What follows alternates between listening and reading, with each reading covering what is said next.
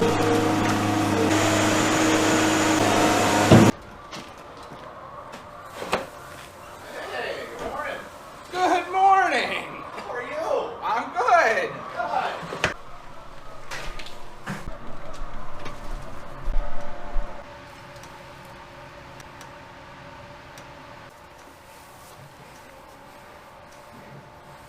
morning, everybody. How you doing today?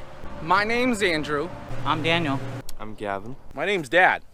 I'm Matt. And I'm Joel. And we're some of the Veggie Boys, and we want to thank you for stopping by. If you're new here, help us out and subscribe. We can do a lot of things on this farm, but one thing we can't do is grow this channel without your help. Don't forget to like the video too. Welcome back, everyone. We have a beautiful sunny day on our hands. Dad just got back. He was at the wholesaler picking up some produce so we have it for the farm market. And myself and the boys, we just got done taking care of the animals. Big boys in town.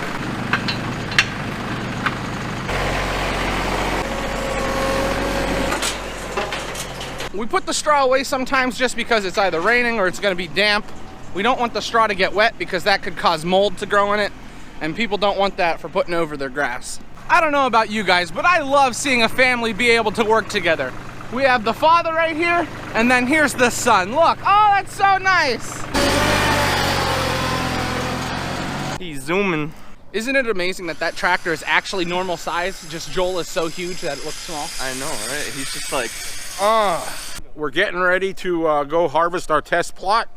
We're gonna get some notebooks so we can write the varieties down, the kinds of corn. We're gonna make some observations of each kind of corn and measure it out so we know what the distance is, so we can start harvesting to figure out the yield on new varieties of seed corn from Pioneer Hybrid. I just want to help you guys appreciate what this number means, because you might be seeing all these numbers that we're going to be going through and you're going to be wondering, what's that number even mean? So P stands for Pioneer, 98 day, and these two numbers, 80, that's just to help identify the corn. And then the AM, that helps us understand what packet is on there for protection. So this corn is really good against earworms and other pests. So that's what the AM stands for. And as we go down through, you're gonna see these numbers. And just remember, P, Pioneer, 98, the first two numbers after it, that's the day. And then this is just to help us identify it. So these next two numbers don't matter. And then AM, that helps us understand what kind of protections are put in place for the corn. Whether that protection's for weeds, whether that protection's for bugs, it's just help us to identify which varieties of corn are next to each other. I'll give you a good example about how these numbers don't matter. This is Pioneer 109 day, and then this right here is Pioneer 109 day. So these two numbers here, they're just to differentiate between the batches. We're walking down along this 109 day corn, and the ears on it are massive. So in our area, we're actually fortunate enough that we can plant 109, 108 day corn. And here, let me just, ooh, that's a fat boy right there. We're gonna be looking at the ears, we're gonna be looking at the stand on the corn, and this stuff looks really, really nice, this 109 day. I would love if all of our corn looked just like this. We're looking at the quality of the grain. Beautiful. Size of the ear. Now what's the point, Dad? Why are we doing all of this? We are doing this because in different areas, different varieties of corn do better. So the farmers in our area wants to know what varieties do best on our kind of soil. So that's why we're examining this corn to see. So when they buy, they're getting the best for their money. Certain varieties of corn just don't grow well in certain areas. Some varieties like the south better. Some varieties like the north better. Some varieties grow better in elevation. Some varieties grow better at sea level. So we need to test it all to see what works in our area. and that's some science. Wow, that is a fat ear. This is a brand new variety. This is 0806. Look at the size of them ears. This corn, for example, is a corn does not grow well in the south. So when we're talking south, we're talking like southern Pennsylvania, Maryland, Virginia, Delaware. They won't raise this corn. It does not do well for them. But here in the north, it's more of a northern corn. It seems to do very well here. It looks very nice. 0434, 104 days. Next we have 9335. So while we're going over this plot, I have someone I want to introduce you guys to really quickly. Hi, my name's Kelly Dietrich. I work for Corteva Pioneer, and I'm out here today looking at this cornfield, and we're evaluating the corn for yield, test weight. We're checking standability of the crop to evaluate the products for next year. And the reason why she's here, she's testing everything, looking, is so she can get a better understanding to help our customers, to help her customers, and help all those that are planting Pioneer seed corn to get the best crop that they can. There's a lot that goes into it, but it's nice that she took time out of her day to come out of here. So thank you very much. Dad's preparing to start cutting, but we have to go get these signs out of the way because we don't want one of those metal poles going right through our combine. That would not be good. Over here we have this hopper bin that has a scale on it to help us find the yield, the bushel per acre. We're gonna dump the corn from the combine into this hopper. We're gonna get the weight, and then we're gonna offload it into our truck.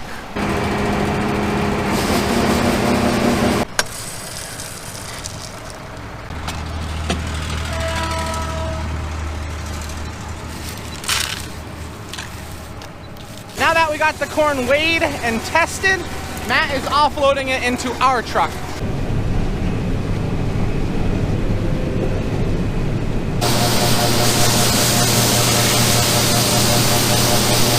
Right now we have Matt and Kelly. They're going over all the information, the test weight, the moisture, and they're trying to find the bushel per acre. So that's what Matt and Kelly are doing.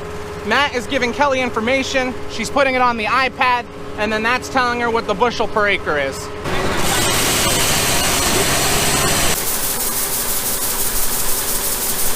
We finished up with the corn plot. I ran out of battery.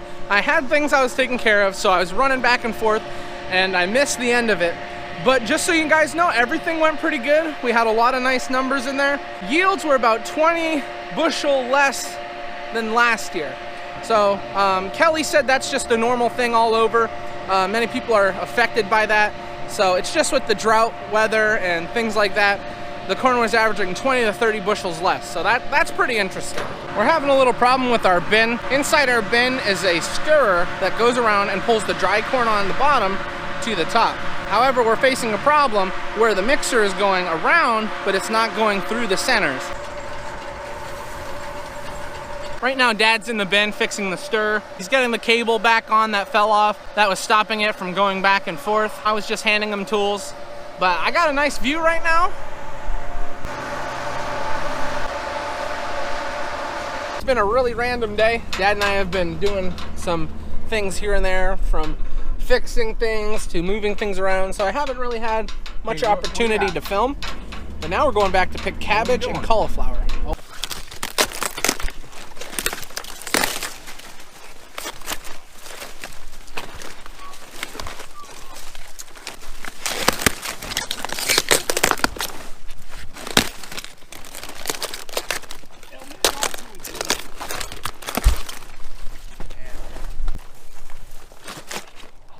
We're on to cabbage. Joel, I hear sirens. They're coming for you. I found my stash of cabbage.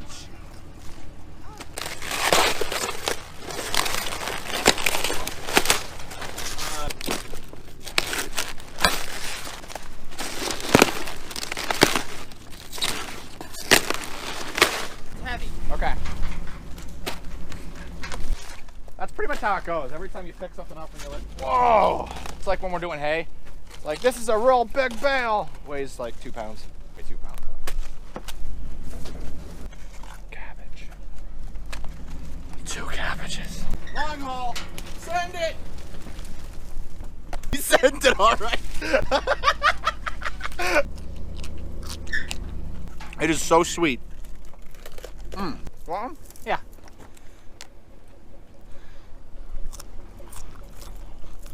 That's such good cabbage. We got the cabbage we needed. We got some cauliflower.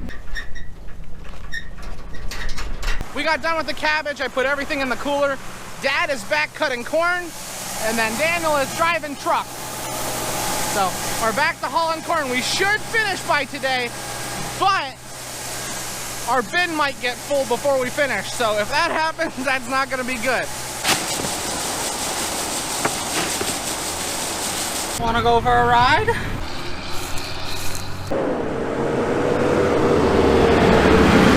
You wanna know how you're on the farm? When you see your brother hop in the Mick truck. I don't know where the A went, but it's definitely not on the truck anymore. You know you have just this field and one more field to do and something breaks? Yes, I know that. We have a slight little problem. We're low on hydraulic oil, so Dad doesn't understand what's going on with that. We might have to take her home. And, well, we have to take it home because he has to weld something. He's gonna try and get it unloaded. He's not sure if he's gonna be able to unload it, but we gotta see what happens. We've got Joel up here, he's dumping it in.